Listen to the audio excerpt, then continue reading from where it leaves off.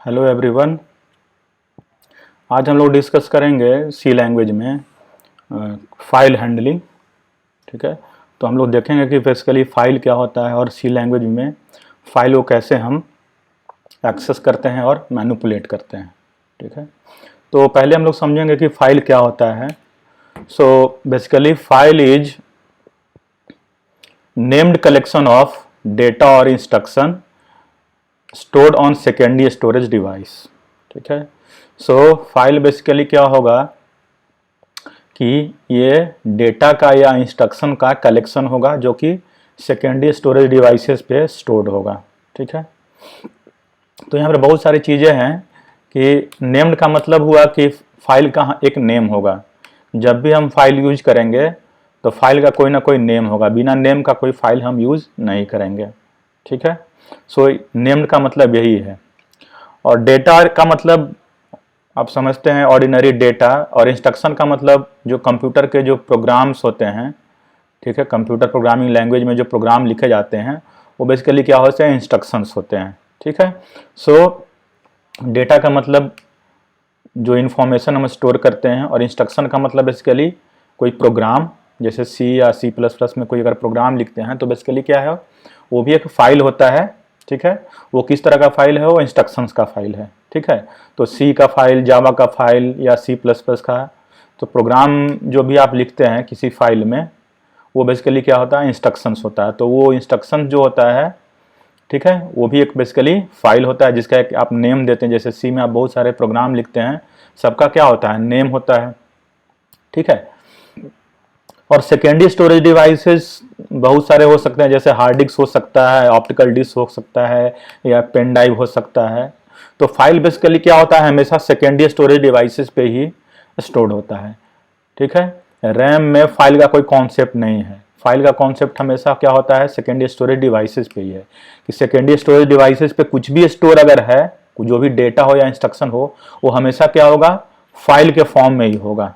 ठीक है, इसलिए फाइल हमेशा सेकेंडरी स्टोरेज डिवाइसेस पे ही स्टोर होता है। इसीलिए हम लोग फाइल को कैसे एक्सेस करना है स्पेशली डिस्कस करते हैं। ठीक है, अब फाइल का कुछ टाइप भी हो सकता है। जैसे टाइप जो होता है बेसिकली हम क्या करते हैं, एक्सटेंशन का यूज करके उसको रिप्रेजेंट करते हैं। जैसे कि कोई भी नेम है फाइल का, उसमें .c लगा दिया लास्ट में, तो ये क्या हो गया, सी लैंग्वेज का फाइल हो गया। उसमें लास्ट में अगर .cpp लगा दिया, इसका मतलब क्या हुआ, ये C++ का फाइल हो गया। लास्ट में अगर जावा लगा दिया .java, इसका मतलब जावा का फाइल है। txt का मतलब वो टेक्स्ट फाइल है। dat का मतलब बेसिकली वो डेटा फाइल है। docs का मतलब बेसिकली ये वर्ड का डॉक्यूमेंट फाइल है। तो बेसिकली फाइल का टाइप हो सकता है। टाइप का मतलब किस तरह का फाइल है, जैसे C++, जावा, ये बेसिकली क्या है, इंस्ट्रक्शन फाइल है। ठीक है, ये सारे क्या हैं, ये इंस्ट्रक्शंस फाइल है। उसी तरह से ये क्या है, बेसिकली ये txt dat, ये बेसिकली क्या है, ये डेटा फाइल है। ठीक है, तो यहाँ पे ये समझना जरूरी है कि डेटा फाइल क्या है, इंस्ट्रक्शन फाइल क्या है। सो जैसे इंस्ट्रक्शन फाइल को क्या करते हैं, उसका अलग पर्पस होता है, उनको हम कंपाइल करा के रन कराते हैं। ठीक है, उनको कंपाइल कराते हैं। डेटा फाइल में क्या होता है, जो इन्फॉर्मेशन होता है या जो डेटा होता है वो हम स्टोर करते हैं। ठीक है, तो फाइल का टाइप भी देना जरूरी होता है ताकि पता चले कि फाइल बेसिकली किस तरह का है। ठीक है, टाइप से पता चलता है कि फाइल का टाइप क्या है, किस तरह का इन्फॉर्मेशन फाइल में है, और किस तरह का ऑपरेशन हो सकता है फाइल पे।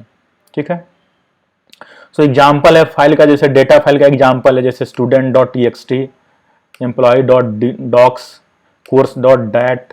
ठीक है, तो ये स्टूडेंट का इन्फॉर्मेशन इस txt फाइल में है, एम्प्लॉय का इन्फॉर्मेशन इस वर्ड फाइल में है, डॉक्स से रिप्रेजेंट किया है, और इस डेटा फाइल में कोर्स का इन्फॉर्मेशन है। तो ये डेटा फाइल, इसमें जनरली हम डेटा जो होता है रखते हैं। ठीक है, यहाँ कोर्स से रिलेटेड डेटा होगा, यहाँ एम्प्लॉय से रिलेटेड डेटा होगा, यहाँ स्टूडेंट से रिलेटेड डेटा होगा। उसी तरह से इंस्ट्रक्शन फाइल जैसे fact.c, तो ये फैक्टोरियल का जो कोई प्रोग्राम बनाया है उसमें हमने स्टोर किया है।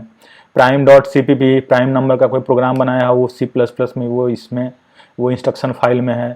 ये सम करने का जो कोई प्रोग्राम बनाया है वो इस .java फाइल में है। ठीक है, तो इंस्ट्रक्शन फाइल का मतलब ये फाइल क्या करते हैं, हम इसको कंपाइल करके कंप्यूटर पे रन करा सकते हैं। इस तरह का जो डेटा फाइल है वो इसमें केवल डेटा होगा। ठीक है, अब यहाँ पे कंप्यूटर में हम फाइल को कैसे एक्सेस करते हैं और मॉडिफाई करते हैं। तो पहली बात यह है कि जो CPU एक्सेस करने के लिए किसी भी फाइल को या मॉडिफाई करने के लिए हमें क्या चाहिए, सीपीयू की जरूरत होती है कि सीपीयू क्या होता है, यही एक्सेस और मॉडिफाई करता है फाइल्स को।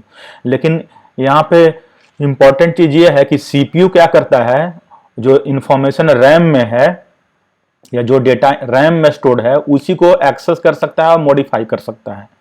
और फाइल क्या होता है, फाइल तो सेकेंडरी स्टोरेज डिवाइसेस पे है, तो फाइल को तो सीपीयू एक्सेस कर ही नहीं पाएगा क्योंकि वो तो क्या है, सेकेंडरी स्टोरेज डिवाइस पे है। ठीक है, क्योंकि सीपीयू का पर्पस ही क्या है कि सीपीयू हमेशा रैम में जो इंफॉर्मेशन है उसी को एक्सेस कर सकता है, चेंज कर सकता है, अपडेट कर सकता है, मॉडिफाई कर सकता है। तो फाइल को कैसे एक्सेस करेंगे हम, ठीक है। तो सीपीयू क्या करता है, वो जो भी डेटा इंस्ट्रक्शन अगर स्टोर्ड है फाइल में जो कि सेकेंडरी स्टोरेज डिवाइसेस पे है उसको एक्सेस नहीं कर सकता है। तो उपाय यहाँ पे ये है कि हम जो ये फाइल है उसको क्या करें, रैम में ट्रांसफर कर दें। ठीक है, तो अगर हम इस जो भी फाइल स्टोर्ड है सेकेंडरी स्टोरेज डिवाइसेस पे उसको अगर हम रैम में ट्रांसफर कर सकते हैं, तो रैम में अगर हम ट्रांसफर करें तब ये सीपीयू क्या करेगा, उस फाइल को एक्सेस कर सकता है। ठीक है, तो यहाँ पे फाइल को एक्सेस करने के लिए हम क्या करते हैं कि जो फाइल का कंटेंट होता है जो कि सेकेंडरी स्टोरेज डिवाइसेस पे, वो पेन ड्राइव में हो सकता है, हार्ड डिस्क पे हो सकता है, या फिर कोई भी सीडी डीवीडी पे हो सकता है, तो उसको हम क्या करते हैं, रैम में ट्रांसफर कर देते हैं। और एक बार अगर रैम में आ गया तो हम सीपीयू का यूज करके उस फाइल को एक्सेस कर सकते हैं, चेंज कर सकते हैं। तो बेसिकली फाइल हैंडलिंग में हम यही करेंगे कि कोई भी फाइल होगा उसको क्या करेंगे, हम रैम में ट्रांसफर करेंगे और रैम में हम उसको चेंज करके फिर वापस हम उसको सेकेंडरी स्टोरेज डिवाइसेस पे स्टोर कर देंगे। ठीक है, तो बेसिकली कैसे ये होता है रैम में फाइल का ट्रांसफर, इसको हम लोग समझेंगे। तो इसके लिए हम लोग समझेंगे कि स्ट्रीम क्या होते हैं। ठीक है, सो स्ट्रीम बेसिकली क्या होता है, सीक्वेंस ऑफ बाइट्स होता है रैम में। ठीक है, so stream is a sequence of bytes in RAM. तो बहुत सारे जो बाइट्स हैं, ठीक है, उनको कलेक्ट करके हमने एक स्ट्रीम बनाया है। तो बेसिकली ये बहुत सारे सीक्वेंस ऑफ बाइट्स हैं। ठीक है, मतलब एक बाइट में 1 कैरेक्टर हम स्टोर कर सकते हैं, तो इसको हम बोलते हैं स्ट्रीम। ठीक है, तो जब भी कोई इनपुट आउटपुट अगर मुझे करना होता है तो इनपुट आउटपुट हमेशा क्या करते हैं, हम स्ट्रीम का यूज करके ही करते हैं। जैसे इनपुट का मतलब अगर कुछ रीड करना है कीबोर्ड से तो क्या होगा, वो पहले स्ट्रीम में ट्रांसफर होगा कीबोर्ड से और यहाँ से सीपीयू इसको रीड कर सकता है। क्योंकि सीपीयू क्या है, सीपीयू बेसिकली सीपीयू है ये क्या करेगा, ये रैम को एक्सेस कर सकता है डायरेक्टली। ठीक है, तो अगर इनपुट अगर आपको चाहिए तो डेटा को क्या करना होगा, रैम में लाना होगा। तो कहाँ लाएंगे, ये हम स्ट्रीम क्रिएट करेंगे, एक सीक्वेंस ऑफ बाइट्स। ठीक है, और उसमें हम डेटा को स्टोर कर देंगे तो सीपीयू रीड कर लेगा। अगर किसी फाइल में राइट करना तो पहले हम क्या करेंगे, इस स्ट्रीम में राइट करेंगे और उसको वापस फिर हम फाइल में राइट करेंगे। ठीक है, तो ये बेसिकली मैकेनिज्म है इनपुट आउटपुट का कि इनपुट आउटपुट हमेशा हम क्या करते हैं, स्ट्रीम का यूज करके करते हैं।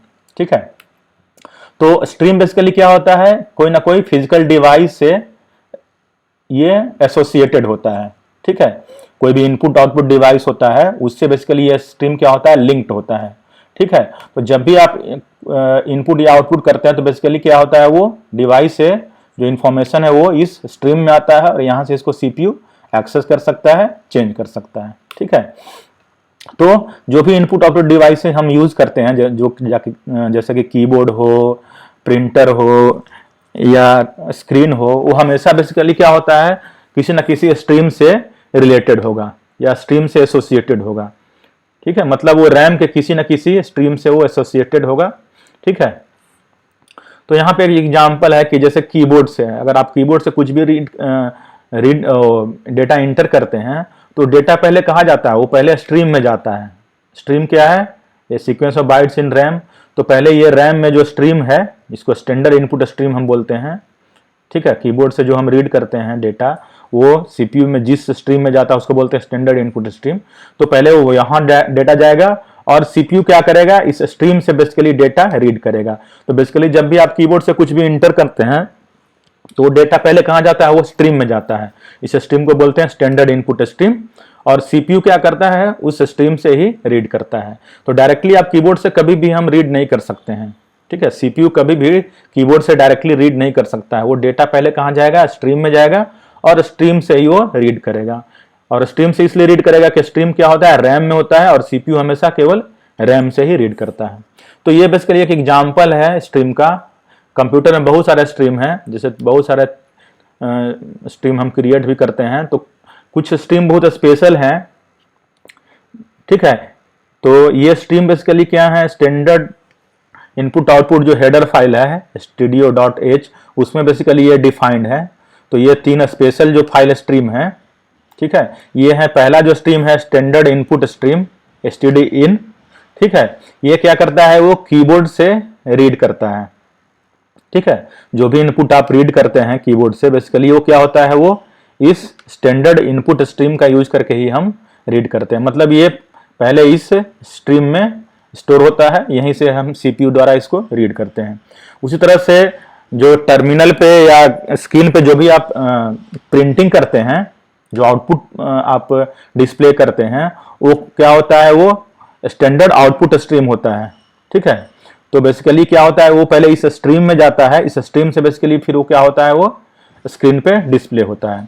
उसी तरह से जो एरर होता है, ठीक है, वो भी बेसिकली जनरली क्या होता है, वो स्क्रीन पे ही डिस्प्ले होता है, एरर मैसेज।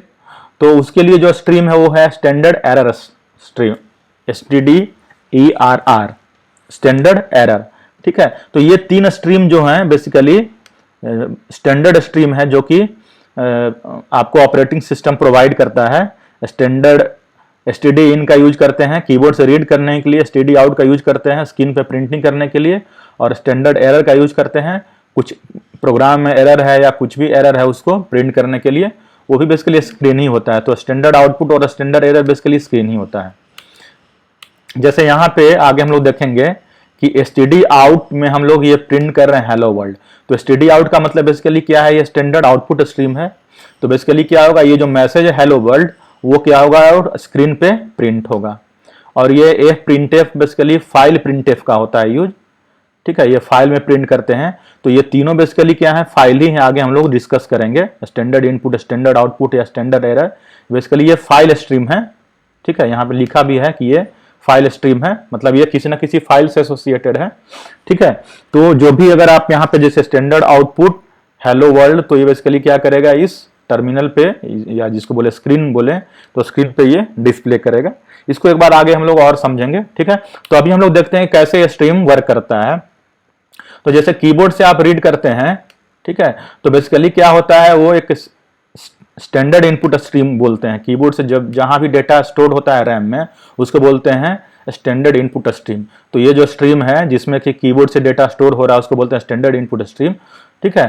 तो आगे हम देखेंगे बेसिकली क्या होता है, ये stdin जो होता है, इस स्ट्रीम का बेसिकली पॉइंटर होता है, ठीक है। तो ये एक तरह से आप देखेंगे आगे कि ये फाइल पॉइंटर होता है। ये तीनों जो standard in, standard out, standard error, ये तीनों फाइल पॉइंटर होता है। आगे हम लोग डिस्कस करेंगे। तो जो भी डेटा जाता है वो स्टैंडर्ड इनपुट स्ट्रीम में स्टोर होता है, ठीक है।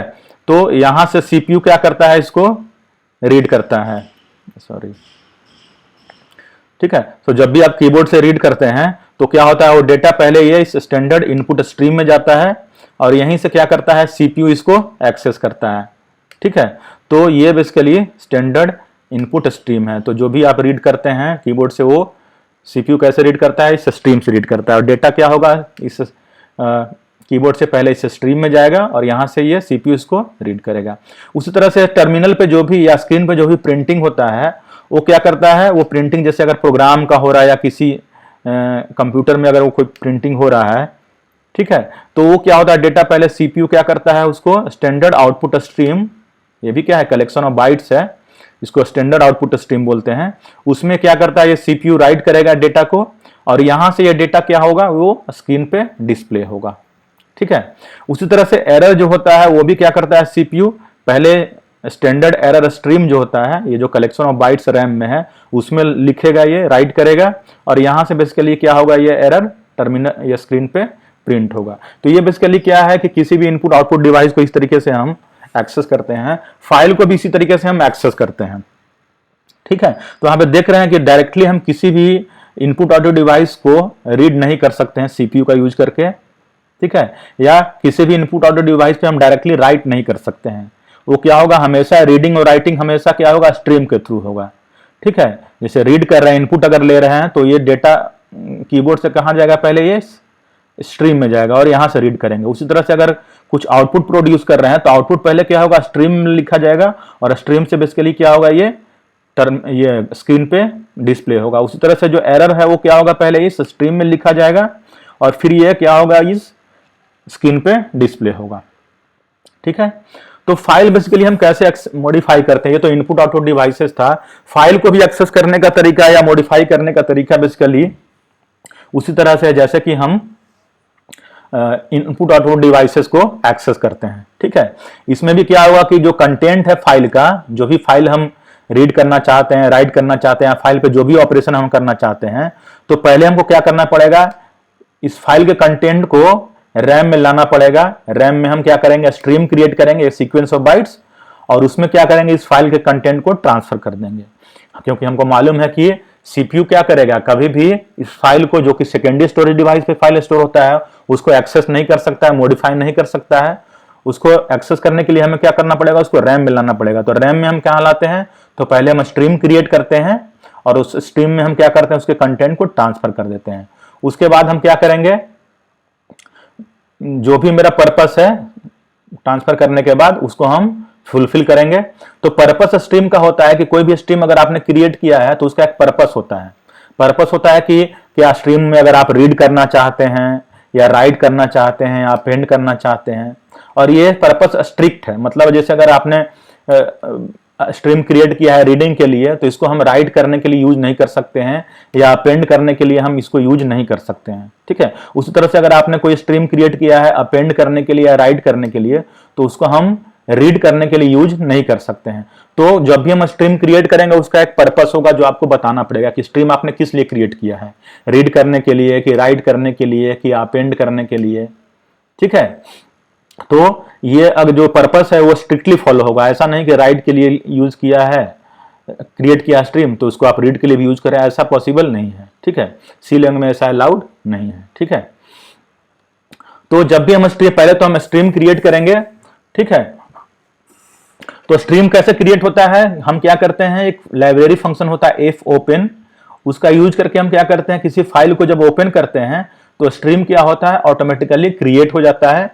ठीक है, और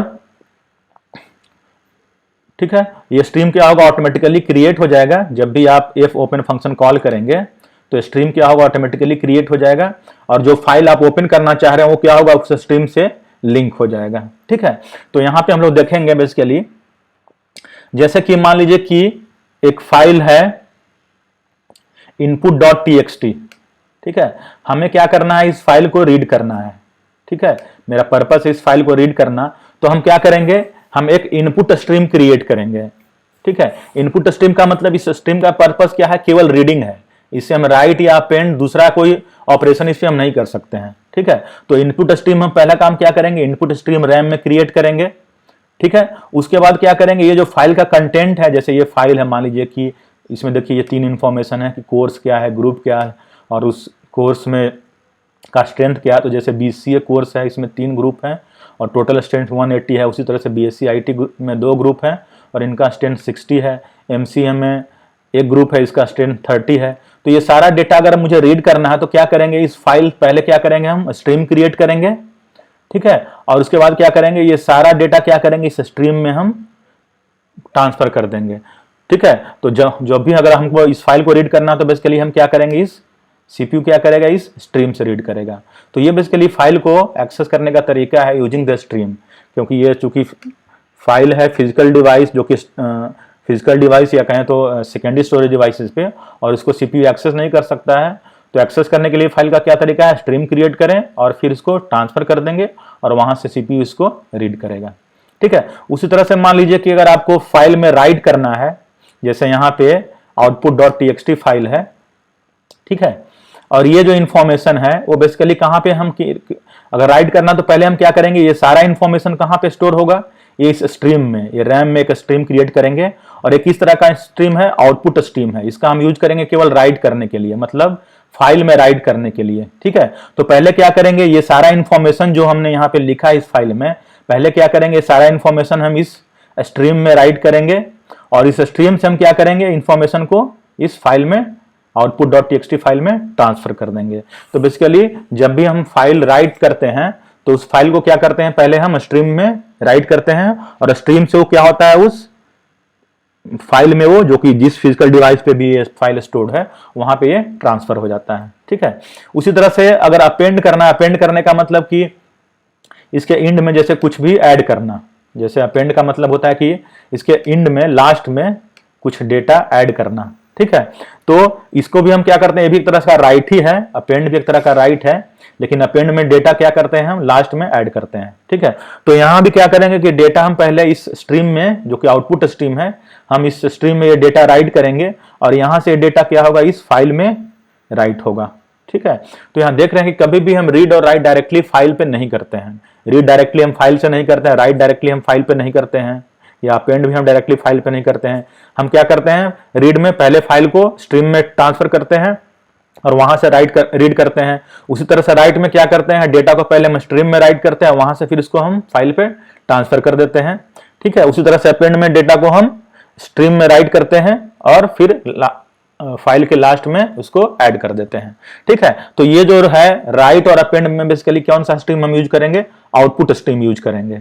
ठीक है, और रीड में कौन सा स्ट्रीम हम यूज करेंगे, रीड में हम इनपुट स्ट्रीम यूज करेंगे। तो ये बेसिकली तरीका है फाइल को एक्सेस करने का सी लैंग्वेज में। ठीक है, कि हम स्ट्रीम क्रिएट करेंगे और हम डेटा को स्ट्रीम में ट्रांसफर करेंगे, अगर रीड करना है और राइट करना है तो स्ट्रीम से हम स्ट्रीम में राइट करेंगे और डेटा को फिर फाइल में राइट करेंगे। ठीक है, अब फाइल पे कौन कौन सा ऑपरेशन हम परफॉर्म कर सकते हैं सी लैंग्वेज में, तो फाइल पे बेसिकली हम फाइल को ओपन करते हैं। ओपन करने का मतलब कि जो फाइल होगा उसका कंटेंट कहां ट्रांसफर कर देंगे, स्ट्रीम में ट्रांसफर करेंगे। जैसे रीड अगर है तो रीड करने के लिए हम क्या करेंगे, फाइल को ओपन करेंगे।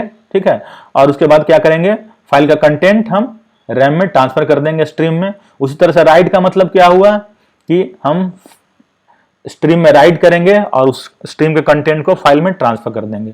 और क्लोजिंग का मतलब कि हम फाइल को फिर क्लोज कर देंगे। क्लोज कर देंगे तो क्या होगा कि जो स्ट्रीम आपने एलोकेट किया है रीड राइट करने के लिए वो क्या होगा, फिर वो डीएलोकेट होगा। ठीक है, तो स्ट्रीम में बेसिकली देखिए कि ये फाइल के लिए क्या होगा, जो भी पहले क्या होगा, जो भी फाइल है, ठीक है, जैसे फाइल को अगर आपको ओपन करना है तो पहले क्या करेंगे, हम स्ट्रीम क्रिएट करेंगे और इस स्ट्रीम से फाइल को लिंक कर देंगे कि रीड करना है या राइट करना है। तो ओपन में बेसिकली हम क्या करते हैं, स्ट्रीम क्रिएट करते हैं और फाइल को उस स्ट्रीम से लिंक कर देते हैं। अगर रीड करना है तो फाइल से डेटा स्ट्रीम में ट्रांसफर करेंगे, राइट करना है तो स्ट्रीम से डेटा फाइल में ट्रांसफर करेंगे। और क्लोज जब हम करते हैं तो क्या करते हैं कि जो भी यहाँ पे इंफॉर्मेशन है, ठीक है, इसको हम फाइल में राइट कर देते हैं। ठीक है, और उसके बाद ये स्ट्रीम जो होगा वो क्या होगा, डीएलोकेट होगा। मतलब ये अब रैम से या जो प्रोग्राम इस स्ट्रीम को यूज कर रहा है फाइल हैंडलिंग के लिए, उससे ये फिर वापस ले लिया जाएगा। ठीक है, सो ओपन में हम स्ट्रीम क्रिएट करेंगे, क्लोज में हम स्ट्रीम को डीएलोकेट कर देंगे और रीड राइट में हम क्या करेंगे, डेटा को हम फाइल से ट्रांसफर करेंगे और राइट में हम स्ट्रीम से डेटा को फाइल में ट्रांसफर करेंगे। ठीक है, फाइल अब कैसे स्टोर होता है सी लैंग्वेज में, तो फाइल बेसिकली सीक्वेंशियली स्टोर्ड होता है। ठीक है, मतलब एक के बाद एक जो इंफॉर्मेशन होते हैं फाइल के वो सीक्वेंस में ये क्या होते हैं, ये फाइल में स्टोर्ड होते हैं। ठीक है, तो लॉजिकली बेसिकली कंटिग्यूअस है, फिजिकली कंटिग्यूअस नहीं होता है डिस्क में। ये बेसिकली आप देखेंगे, ये आप कंप्यूटर ऑर्गेनाइजेशन में पढ़ेंगे कि जो डेटा होता है डिस्क पे वो सेक्टर ट्रैक में स्टोर्ड होता है। तो हो सकता है कि जो 2 बाइट हैं, ठीक है, वो फाइल में बेसिकली कंटिग्यूअस हैं, एक के बाद एक हैं, लेकिन हो सकता है कि दोनों क्या हैं, डिफरेंट ट्रैक पे है या डिफरेंट प्लेट्स पे हैं डिस्क के, या डिफरेंट सिलेंडर में है। ठीक है, तो ये बेसिकली इसको हम लोग डिस्कस नहीं करेंगे। बस ये समझ लीजिए कि ये सीक्वेंस ऑफ बाइट्स जो होता है, ठीक है, वो उस फॉर्म में बेसिकली ये डेटा स्टोर होता है फाइल में। ठीक है, और जो भी फाइल हम बनाते हैं, ठीक है, जो भी फाइल हम क्रिएट करते हैं, ठीक है, वो फाइल के इंड में बेसिकली एक स्पेशल कैरेक्टर होता है जिसको हम बोलते हैं इंड ऑफ फाइल कैरेक्टर। ठीक है, इसका एस्की कोड होता है 1A।